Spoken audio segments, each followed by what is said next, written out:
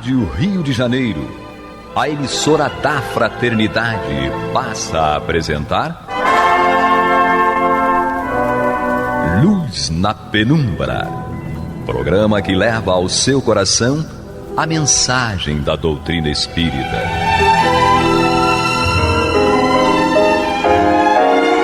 E agora, com vocês, Aloísio Guigino, Fátima Miranda e Eduardo Araújo, para o estudo da obra O que é o Espiritismo, de Allan Kardec.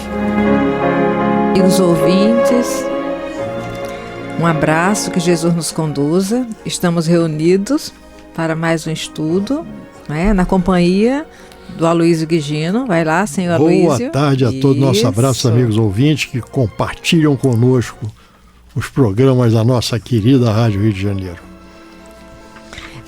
O anjinho Eduardo, ele está testando o óculos dele, daqui a pouco estará conosco no estúdio. Tá bom. Não é? Nós vamos continuar, Aloísio.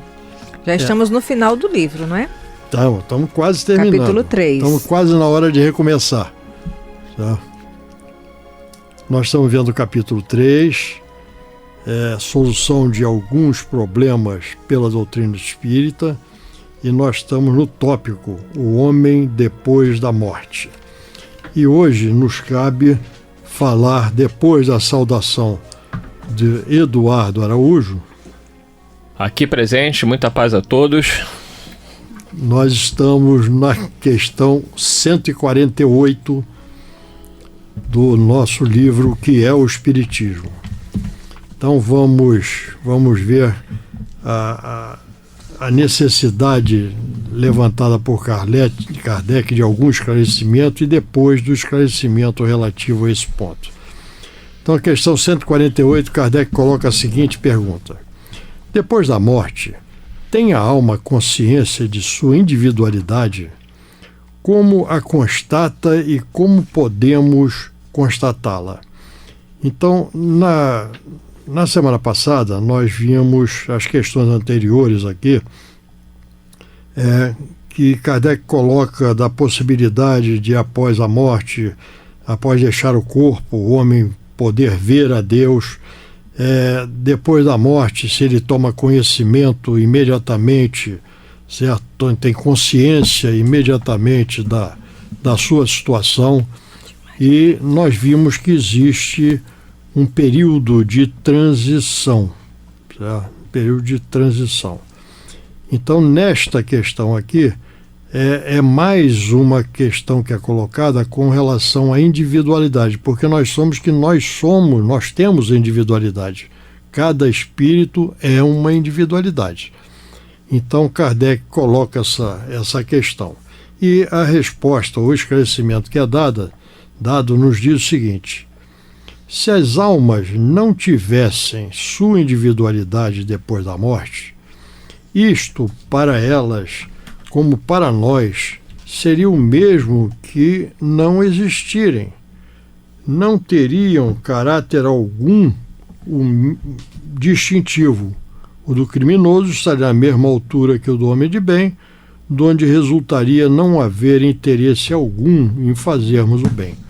Então, essa individualidade nós levamos conosco. Isso é o nosso patamar nesse processo evolutivo.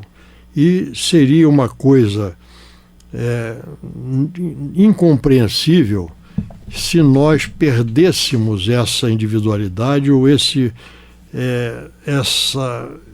patamar que nós alcançamos fruto do nosso esforço, do nosso trabalho, e nós estaríamos igualados a outros espíritos que estão ainda na fase de fazer e de praticar o mal.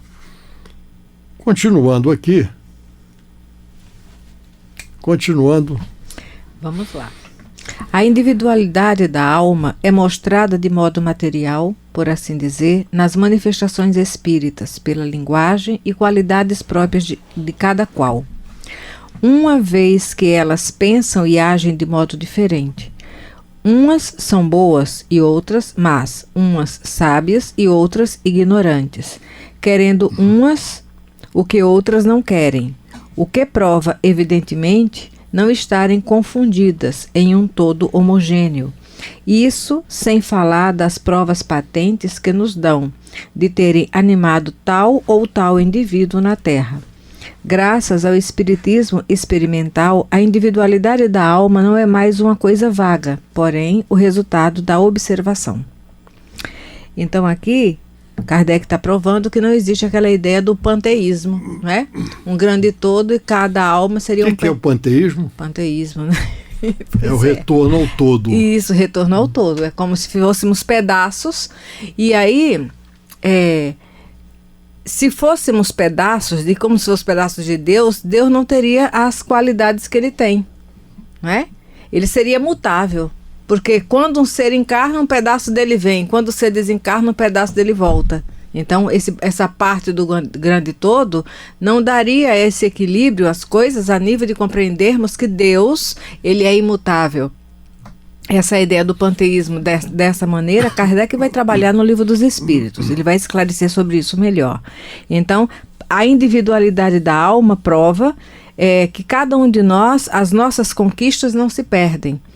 Senão, como ele mesmo fala, de que valeria tanto sofrimento, tanta dor nas experiências diárias se de repente iríamos voltar tudo para o mesmo local e partir do zero novamente? Haveria sempre um recomeço, né? E tendo esse recomeço, nós estaríamos abandonando a lei do progresso. É isso aí. Certo? Porque nós nunca partimos novamente do zero, nós partimos do ponto onde nós alcançamos, onde a individualidade chegou no seu progresso moral. E contribuindo para o coletivo. Contribuindo para o coletivo. E aí continua Kardec aqui na sua colocação, na sua explanação. A própria alma reconhece sua individualidade, porque tem pensamento e volição próprios, que distinguem uma das outras, verificando ainda a sua individualidade por seu invólucro fluídico ou perispírito, espécie de corpo limitado que faz dela um ser distinto. Então, na realidade, nesse processo aí da continuidade do nosso processo evolutivo, nós vemos que até o perispírito também vai se modificando e não vai perdendo mais a condição que ele alcançou. Porque, em realidade, nós aprendemos no Livro dos Espíritos que o espírito não retrograda, isto é, não involui, não anda para trás. Certo? Até o caranguejo, né, que a gente dizia que anda para trás da caranguejo, ele anda de lado, ele não anda para trás. Certo? Então, na realidade, isto é o que a nossa racionalidade nos coloca, nos explica de uma forma muito forte. Certo? É que nós temos uma continuidade do nosso processo evolutivo.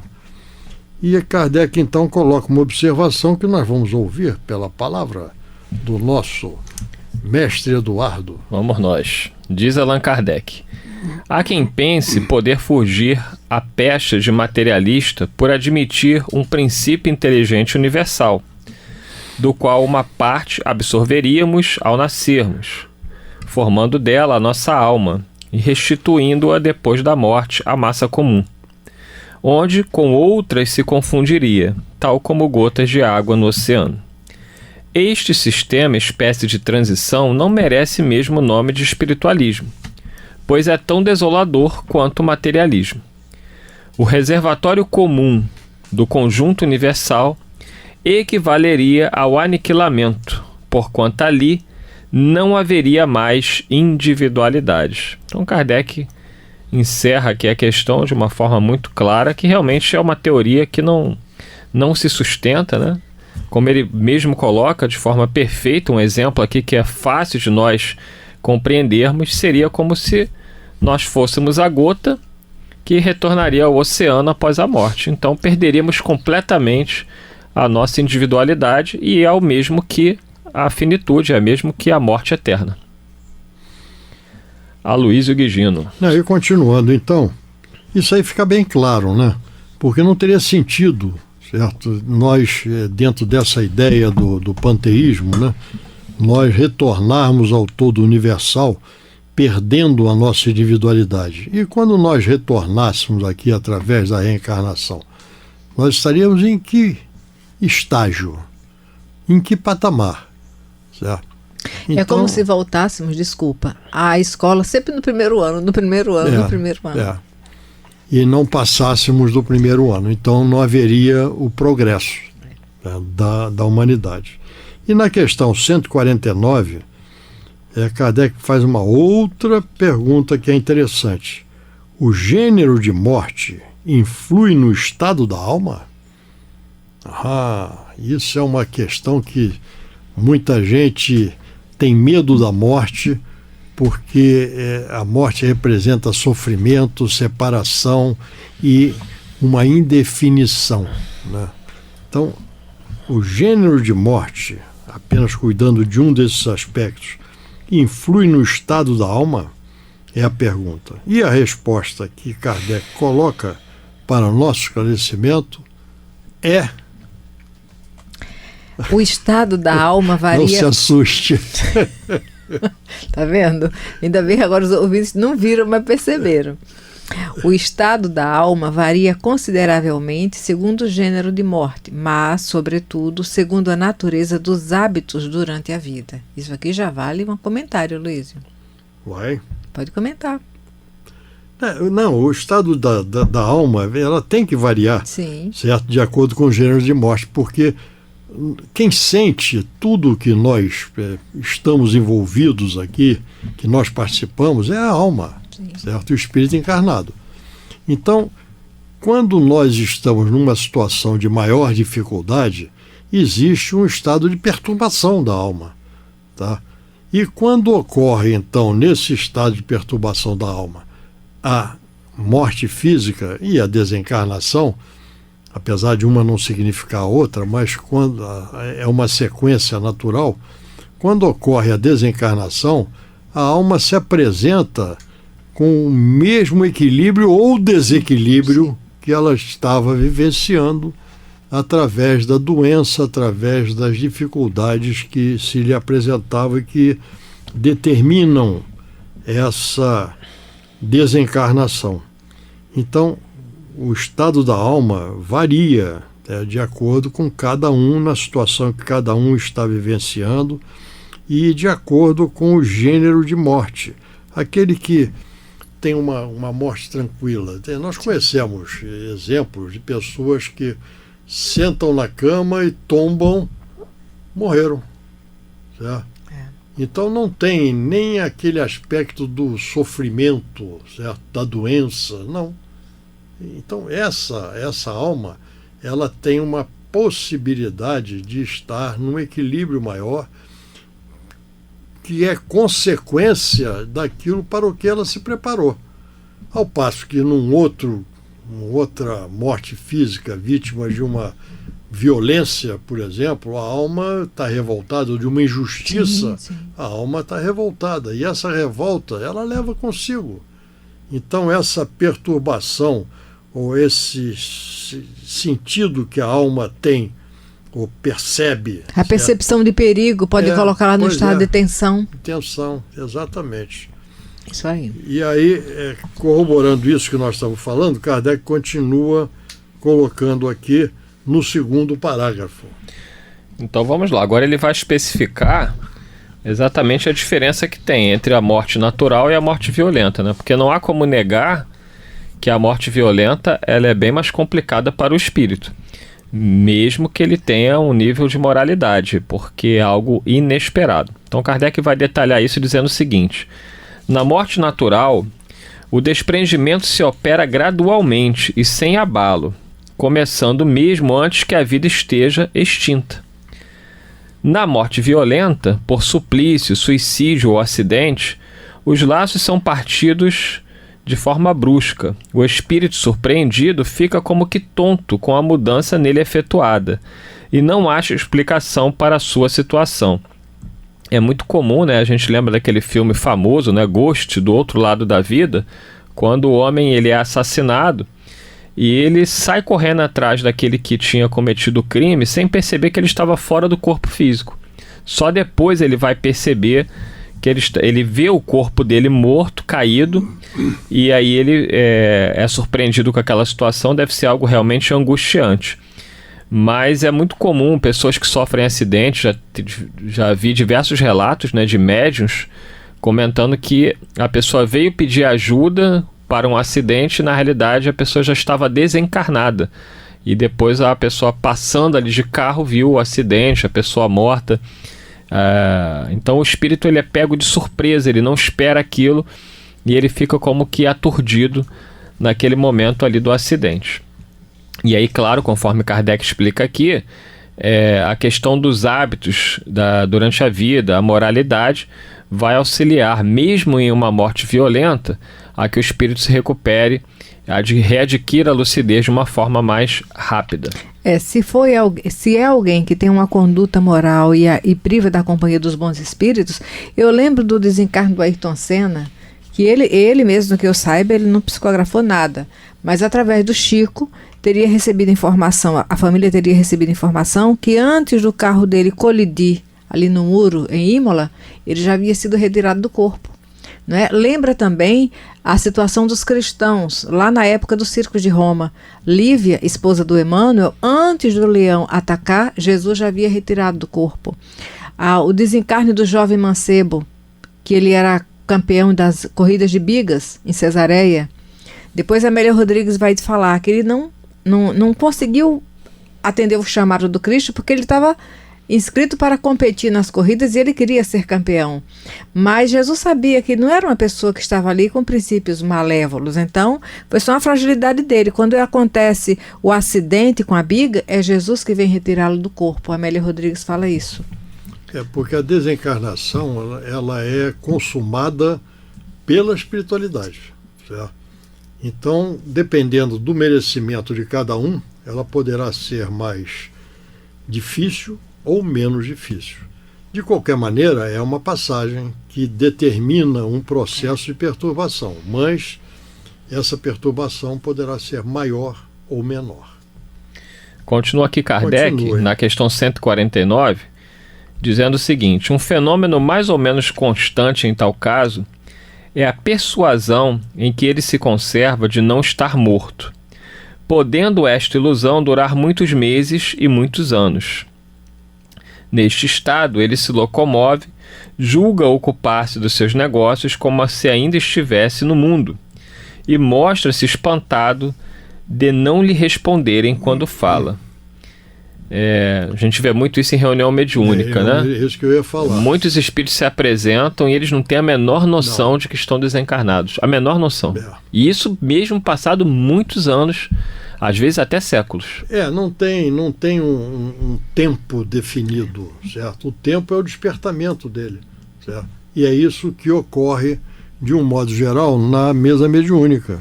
Você não vai chegar a um espírito e dizer, você já morreu e não sabe. Você não vai fazer uma coisa dessa. Vai morrer a segunda vez. Vai morrer a segunda vez.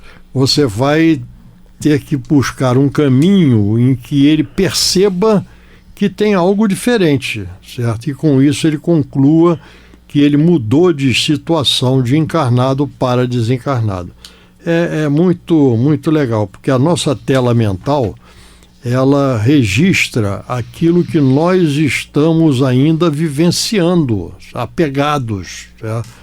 Existe uma história interessante, numa mesa mediúnica, de um espírito que se foi levado, logicamente, à mesa mediúnica, e lá se apresenta revoltado porque o que ele havia amealhado durante toda a sua existência com recursos materiais, os filhos estavam dilapidando tudo, e ele falava para eles para não fazerem, e não adiantava porque ninguém ouvia o que ele falava, certo?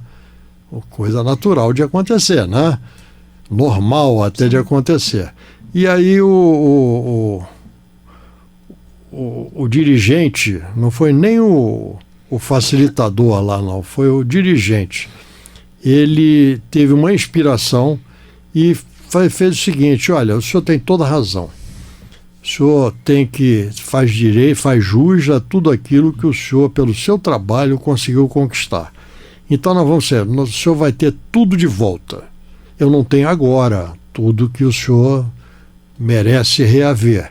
Mas tirou a carteira do bolso, pegou todo o dinheiro que tinha, botou em cima da mesa e falou assim, leve isso daqui como uma pequena entrada, tá certo? Para que o senhor possa voltar aqui para nós irmos repondo aquilo que lhe foi retirado. E o espírito, satisfeito, avançou para aquela quantia, só que não conseguiu pegar e levar. Certo? E aí rapidamente voltou a se manifestar para tentar entender o que estava acontecendo. Esse é o momento que ele vai então perceber, certo, que a sua situação não é mais a do encarnado. Certo? É uma maneira sutil, né, que a espiritualidade vai ajudando também para que ele entenda, não que seja imposta a ele uma nova situação, mas que ele entenda essa situação. É muito comum. E encerrando aqui essa questão 149, Allan Kardec diz: essa ilusão também se nota fora dos casos de morte violenta, em muitos indivíduos cuja vida foi absorvida pelos gozos e interesses materiais.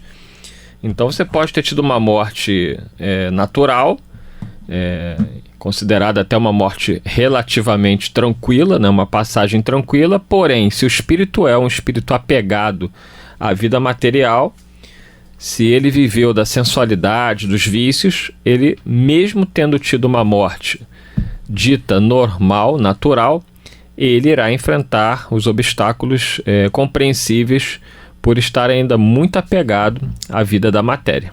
E isso nós vemos aí essa realidade também em muitas reuniões mediúnicas, onde os espíritos se apresentam demonstrando todo o seu sofrimento em relação às necessidades materiais que têm, sem o corpo físico para satisfazê-las. Não é isso, Miranda?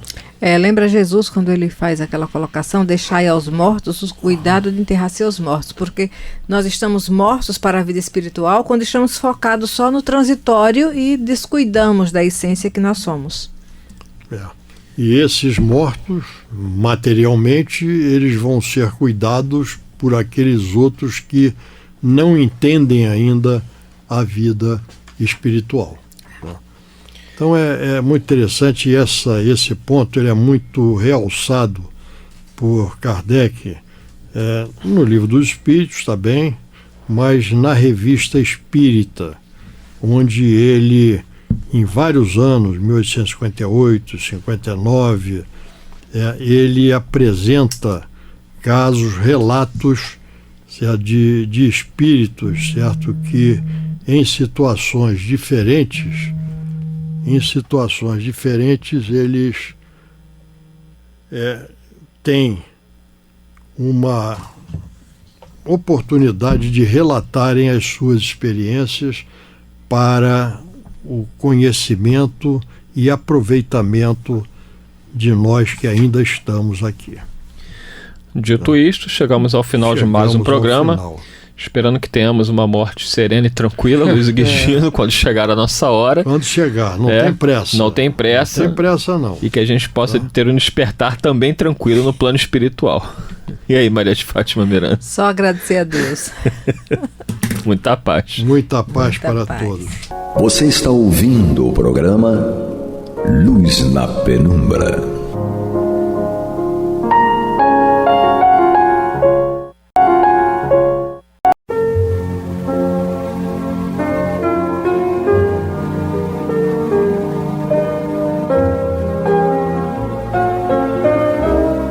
A Rádio Rio de Janeiro está levando ao seu lar e ao seu coração a mensagem consoladora da doutrina espírita, através do programa Luz na Penumbra. E agora com vocês, Bill Fabiano e Renato Souza, para comentar os textos da Revista Espírita de Allan Kardec, no período de 1859 a 1869. Muito bem, prezados ouvintes da Rádio Rio de Janeiro, emissora da Fraternidade, estamos chegando, programa Luz na Penumbra. Eu, Renato Souza, por aqui, do meu lado, meu parceiro, Bill Fabiano Cordeiro. Seja bem-vindo, Bill. Boa noite a todos, estamos juntos mais uma vez. Isso aí, boa noite a todos. Estamos lá, Revista Espírita, ano ímpar, janeiro de 1861. Estamos falando ainda dessa carta sobre a incredulidade, não é isso, Bill? É isso aí. Ainda, semana passada falamos muito bem aqui acerca das nossas dificuldades, né? Dos problemas que a gente enfrenta. É semeadura e colheita, não é? E aí eu não quis usar a palavra pagar, não é? Porque as pessoas, pagar não, né? Não é pagar, mas a gente precisa ressarcir, colocar no lugar. Devolver, como o Chico falava. Né? Isso, devolver, colocar no lugar correto. Aquilo tudo que a gente desarrumou, a gente precisa arrumar, não é? Que é efeito do quê? Efeito da nossa própria imperícia, da nossa própria incúria. Não é? A nossa própria incúria, sem dúvida, tá? Mas vamos nós, assim, vamos pagando parceladamente. Vamos lá, vamos devolvendo, né? Vamos devolvendo. Sem dúvida, né? Então, Deus é maravilhoso, é amor, é misericordioso, nos dá o tempo necessário, né? Sim. Saibamos aproveitar. Sim. E fazer bom uso. Dia como esse nunca houve nem nunca haverá, né? Perfeito. Saibamos aproveitar o dia de hoje. Filósofo Bill Fabiano Cordeiro. Então... Vamos lá, Bill. Kardec continua dizendo assim, ó. Mais tarde, uma porção de circunstâncias demasiado longas para enumerar. Vieram abrir-me os olhos e eu rejeitei os dogmas que não se conciliavam com a minha razão. Porque ninguém me havia ensinado a pôr a moral acima da forma. Do fanatismo religioso, caí no fanatismo da incredulidade, a exemplo de tantos companheiros de infância. Não entrarei em detalhes que nos levariam muito longe. Apenas acrescentarei que, depois de haver perdido durante 15 anos a doce ilusão da existência de um Deus infinitamente bom, poderoso e sábio, da existência e da imortalidade da alma, enfim, hoje encontro de novo, não uma ilusão, mas uma certeza tão completa quanto a de minha existência atual, quanto a de ter de escrever neste momento. Eis, meu amigo, o grande acontecimento de nossa época, o grande acontecimento que nos é dado ver realizar-se em nossos dias, a prova material da existência e da imortalidade da alma. Voltemos ao fato. Mas, para te fazer melhor compreender o Espiritismo, vamos remontar à origem do homem, não nos detendo nesse assunto por muito tempo. Quer falar alguma coisa, Bill? Não, vamos lá. Ele vai agora trazer para a gente aqui uma dissertação, né, acerca da existência do homem, né? Enfim, e tudo mais. Os processos evolutivos. Fala do quanto mudou e do quanto trouxe esperança para ele os esclarecimentos acerca da imortalidade, não é? Da continuidade da vida, né? E tudo mais, com certeza, tá? E aí ele continua dizendo assim, é evidente que os globos... Espera aí só um minutinho. Pronto. Que povoam a imensidão. É porque surgiu uma mensagem na tela aqui. E aí eu estava esperando a mensagem apagar. Acontece. É assim mesmo, né? Gravação ao vivo. A gente grava ao vivo e não corta. Nós nunca cortamos nada, né? E aí eu não sabia qual era a palavra, porque ela estava escondida. São as pegadinhas. Pegadinha, mas vamos nós. É evidente que os globos que povoam a imensidão não foram feitos unicamente tendo em vista a sua ornamentação. Tem também uma finalidade útil ao lado da agradável, não é?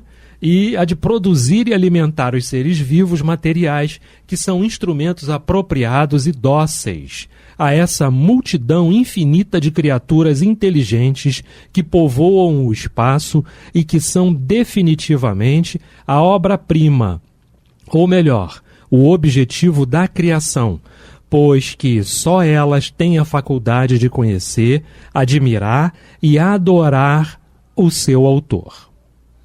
Cada um dos globos espalhados no espaço teve o seu começo, em relação à sua forma, num tempo mais ou menos recuado. Quanto à ideia da matéria que o compõe, é um segredo que não nos importa aqui conhecer, uma vez que a forma é tudo para o objeto que nos ocupa. Com efeito, pouco nos importa que a matéria seja eterna ou apenas de criação anterior à formação do astro ou finalmente contemporânea a essa formação. O que é preciso saber é que o astro foi formado para ser habitado. Talvez não seja um despropósito acrescentar que essas formações não são feitas em um dia, como dizem as Escrituras, que um globo não sai repentinamente do nada, já coberto de florestas, de prados e de habitantes, como Minerva. Saiu armada dos pés à cabeça, da cabeça de Júpiter. Não, Deus procede certamente com mais lentidão, e tudo segue uma lei lenta e progressiva, não porque ele hesite ou tenha necessidade de lentidão, mas porque essas leis são assim e são imutáveis. Aliás, aquilo a que nós, seres efêmeros, chamamos lentidão, não é para Deus, para quem o tempo nada representa. Interessante, né, Bill? E aí a gente tem toda essa explicação no livro Caminho da Luz, né? Sim, o Caminho da Luz é sensacional. Jesus não derrogou a lei de forma nenhuma, não é? O primeiro capítulo, então, a Gênese Planetária fala muito sobre isso. E aqui mostra, né, que como dizem por aí, a Terra não foi feita em 6 dias, né? E o Deus descansou no sétimo dia. No sétimo dia, Essa exemplificação é de eras, né? De milênios, de milhões, né? Comigo aconteceu a mesma coisa agora. De milhões, às vezes até de eras, né? Para a construção de um universo físico, de todo um grande plano, né? A gente sabe que Jesus não é desse plano, né? Literalmente não é desse plano. Ele esteve na organização planetária, como diz o próprio Emmanuel lá no Caminho da Luz.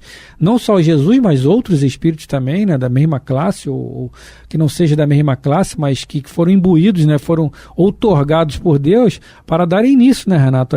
Toda essa organização material que nós conhecemos, que a ciência conhece, que a Terra tem, o universo tem bilhões de anos, isso é uma era que nós conhecemos, né? Mas Jesus não viveu nessa era. Não. Jesus é de outra era. Perfeito. Né?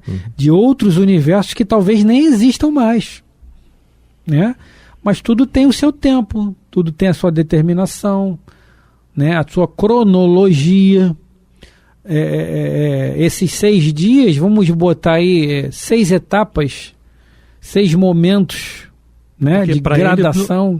Não é o tempo conforme nós utilizamos o tempo, fazemos uso do tempo, é diferente. Exatamente. É bem diferente, não é? E aí fica uma lição importante aqui também. Em tudo na vida é assim. Você não joga a semente ali, vai dormir, no outro dia já está a árvore lá com fruto. Não. Leva tempo, tudo leva tempo. A nossa mudança, a nossa transformação leva tempo. Sim. Não é? Para construir um prédio leva tempo.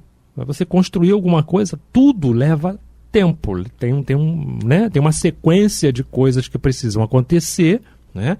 Para que aquele objeto que está sendo pensado, que foi desenhado, que foi projetado, aconteça, se materialize, digamos assim. Né? Eu acho que nada resume mais do que a frase que diz que a natureza não dá saltos, né? Não tem define como. Bem, né? Perfeito. Bom, e aí ele continua aqui dizendo: eis, pois, um globo em formação, ou, se quiseres, já formado. Devem transcorrer ainda muitos séculos ou milhares de séculos antes que ele seja habitável. Mas, enfim, chega o momento. Depois de modificações numerosas e sucessivas em sua superfície, pouco a pouco começa a se cobrir de vegetação. Falo da Terra, não pretendendo fazer, a não ser por analogia, a história dos outros globos, cujo fim, evidentemente, é o mesmo, mas cujas modificações físicas podem variar.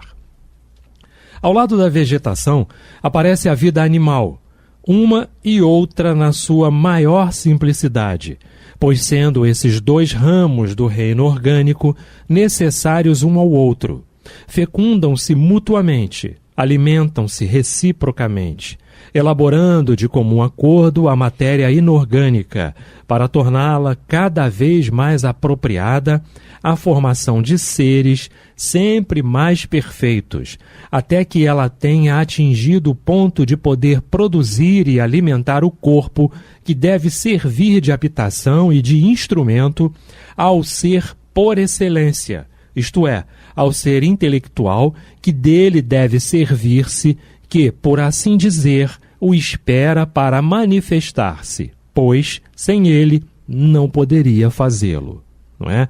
Mais uma vez, ele vem e ratifica a questão do tempo para tudo, não é? Do tempo para tudo. Tem que esperar florescer, tem que esperar, as coisas não são assim, né? E é bom até para as pessoas que estão ouvindo, para os ouvintes, né? Serve de muito parâmetro para a gente, né, Renato? Porque às vezes a gente fica querendo atropelar as coisas em relação à nossa própria evolução. Perfeito. Em relação àquilo que nós temos a capacidade de entrega.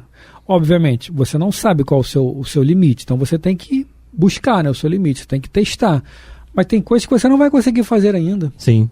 Você não vai conseguir ser pregado numa cruz e no final, antes de você dar o último suspiro, você falar para você do Senhor, perdoai, pois eles não sabem o que fazem. Isso Perfeito. ainda está muito longe da gente. Né? Nós temos um abismo entre nós e o Cristo, um abismo abissal. Perfeito.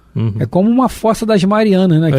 Que é o local mais profundo do planeta. Né? 10.900 e poucos metros de profundidade, 11 quilômetros de profundidade. É mais ou menos a nossa distância para o Cristo, em termos morais, obviamente, intelectuais. Então tem coisas que eu não vou poder entregar. Né? O Renato não pode me cobrar uma coisa que eu não posso entregar. E a espiritualidade é muito sábia. Eu costumo fazer até uma analogia com os quilos, né? Antes de encarnar, eu estou conversando lá com o meu mentor, eu falo, mas e aí, como é que vai ser, tal?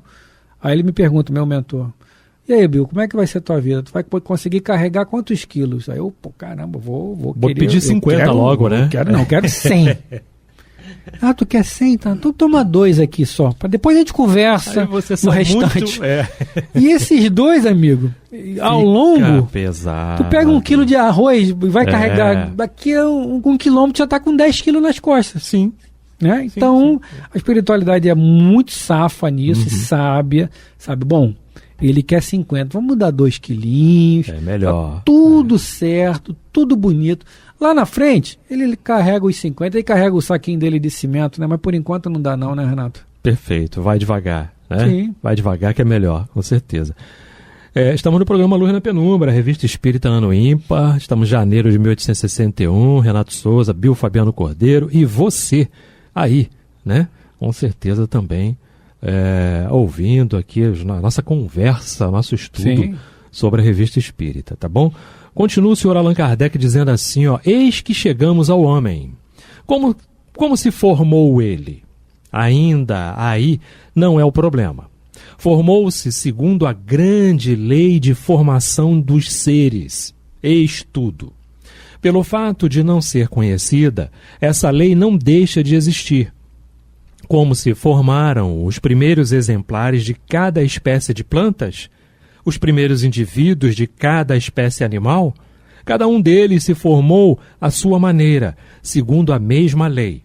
O que é certo é que Deus não teve necessidade de se transformar em oleiro, nem de sujar as mãos no barro para formar o homem, nem de lhe arrancar uma costela para formar uma mulher. Esta fábula aparece aparentemente absurda e ridícula. Pode muito bem ser uma figura engenhosa, ocultando um sentido penetrável por espíritos mais perspicazes que o meu. Mas, como disso nada entendo, vou me deter aqui. Legal, né? Falar de uma coisa que, poxa, né? Enfim.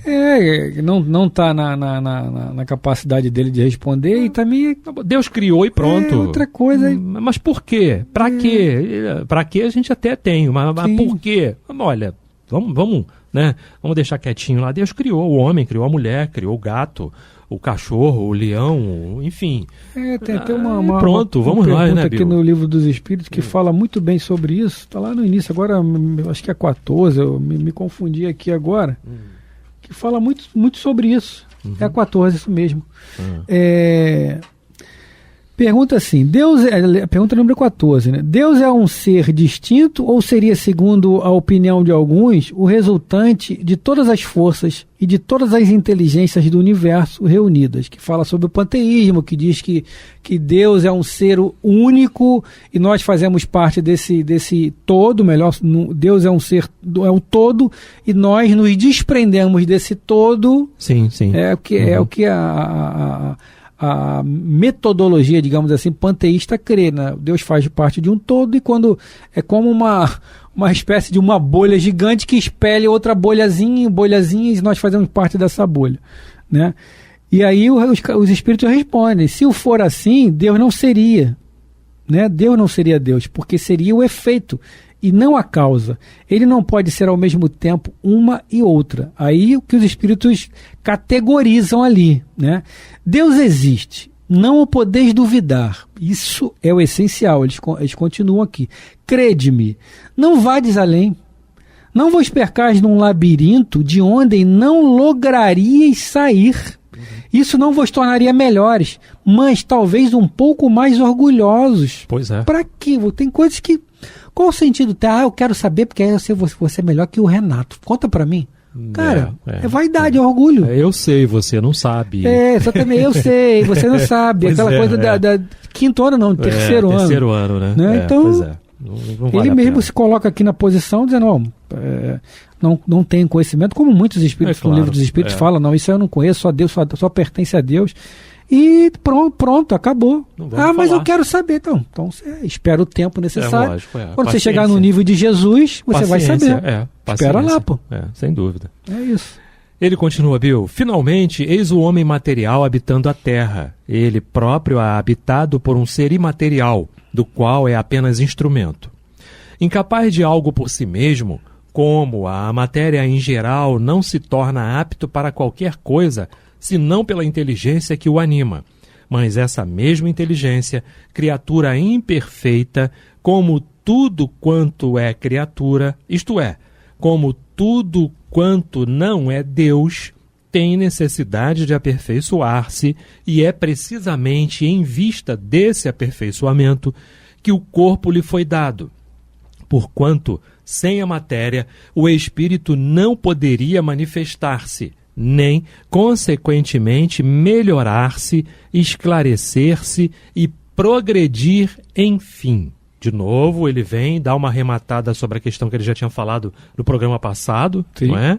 Sobre a importância da alma, da existência da alma, que é o princípio que continua aqui, né? Princípio vital. Vital, tá? Considerada coletivamente, a humanidade é comparável ao indivíduo. Ignorante na infância, ela se esclarece à medida que os anos avançam, o que se explica naturalmente pelo mesmo estado de imperfeição em que se achavam os espíritos, para cujo avanço a humanidade foi feita. Mas quanto ao espírito, considerado individualmente, não será numa única existência que poderá adquirir a soma de progresso que é chamado a realizar. Eis porque um número mais ou menos grande de existências corpóreas lhes são necessárias, conforme o emprego que tiver feito de cada uma delas. Quanto mais houver trabalhado para o seu adiantamento em cada existência, menos existências terá de suportar. E como cada existência corpórea é uma prova, uma expiação, um verdadeiro purgatório, tem interesse de progredir o mais rapidamente possível, a fim de sofrer menor número de provas, pois o espírito não retrograda. Para ele, cada processo realizado é uma conquista assegurada que não lhe poderá ser retirada. De acordo com esse princípio, hoje demonstrado, torna-se evidente que ele alcançará mais cedo o objetivo, quanto mais depressa caminhar. E aí, quanto mais você trabalha, né, Bill? Melhor. Quanto mais você se esforça, melhor. Nós estávamos recentemente no sepultamento de uma querida irmã nossa, não é? Sim. A Agnes, né, médium lá do Bezerra. Uma luta muito grande, não é isso? 8 anos contra o câncer, várias cirurgias, 46 anos de idade, sim, não é? Uma luta muito grande e a gente pôde ter esse acompanhamento de todo esse processo dela, não é? Em momento algum ela, né, deixava de publicar uma foto bem sorrindo, né, e tudo mais, tá? E aí me lembrou agora, tudo isso que a gente leu aqui, me lembrou justamente uma coisa muito legal que o nosso coordenador falou no final lá, no velório, né? Estávamos, a maior parte das pessoas da casa de Bezerra de Menezes lá, né? E tudo sobre combati o bom combate, tô retornando. Aí ele modificou um pouquinho o final, né? Sim. Tô retornando, não guardei a fé não, olha, tô de volta, tá? E aí é isso. Quanto mais a gente se empenhar para combater o nosso bom combate, aí é o bom combate de cada um, melhor. E teve um outro momento lá importante em que o Luiz Rocha, nosso amigo, também falou assim... PV, né? PV. O PV, Que bom, ele me chama de PV, eu chamo ele de PV também, né? Que bom que nós não fugimos quando fomos apresentados à doutrina espírita. Ou reapresentados à doutrina espírita. É perfeitamente possível. Sim, sim. Não é?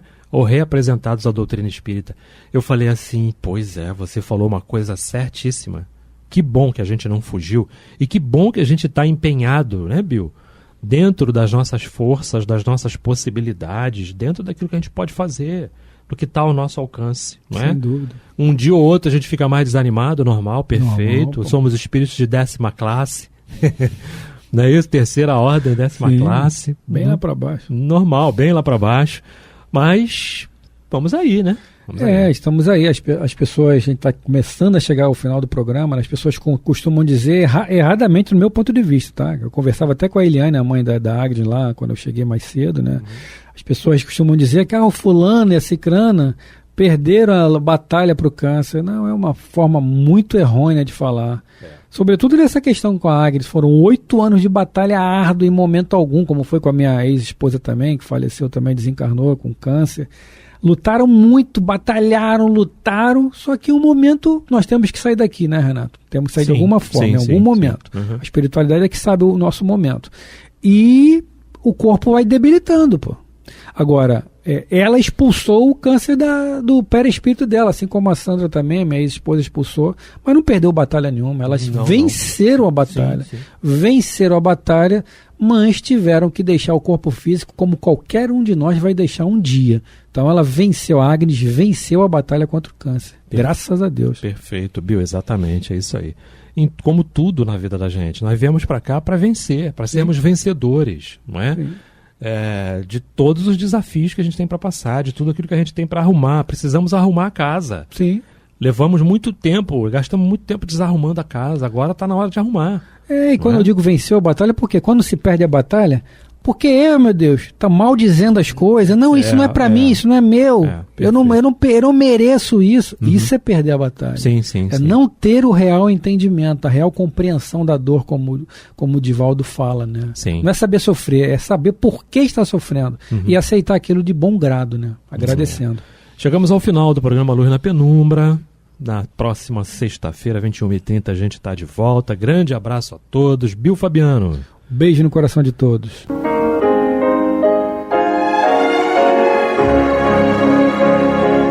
E vamos ouvir agora a prece de encerramento de nosso programa, na voz de Geraldo de Aquino. Jesus, dá-nos coragem para a luta, piedade para os insultos e misericórdia para as injustiças e ingratidões. Limpa nossa alma de inveja e ambições mesquinhas, de ódio e de vingança o nosso caminho. E que dentro em pouco, ao recolher-nos de novo, ao calor do nosso leito, para que o sono nos dê a paz e o esquecimento das tristezas humanas, possamos sentir, Senhor, no mais íntimo de nosso ser, a doçura indefinível do Teu amor e a grandeza incomparável da Tua divina presença. Que assim seja.